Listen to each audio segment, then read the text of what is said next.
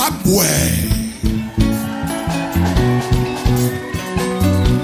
Once colonized in 1890 and uncolonized in 1980. This is the land of contradictions, my friends, where you will meet the laughing hyenas and the crying children, the doubting eagles in the sky and the hissing snakes in the grass. Visitor, you're welcome to Zimbabwe. This is where you will meet the bleating sheep and the roaring lions, the barking, yelling, yelping, shouting baboons. Visitor, you're welcome to Zimbabwe. You know, this is where the Zambezi water slowly crashes its way towards the Indian Ocean, and you hear the gushing, the bucking of mad waters down the Victoria Falls, vomiting fish and crocodile from its overloaded stomach. Hey, you selfish Zambezi, why do you feed your stomach so much when others are hungry? Victoria Falls, Mosi Oyatunya, the smoke, the thunder, shine away.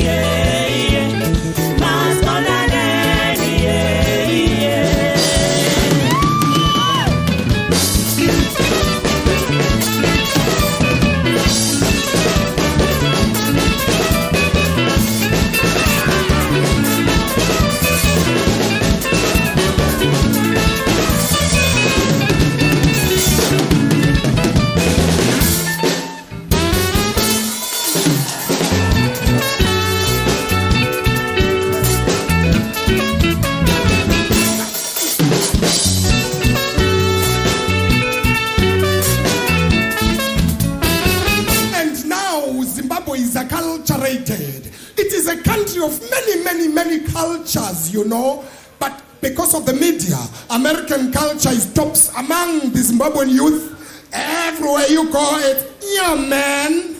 Even to mom and dad in the countryside. You're welcome to Zimbabwe.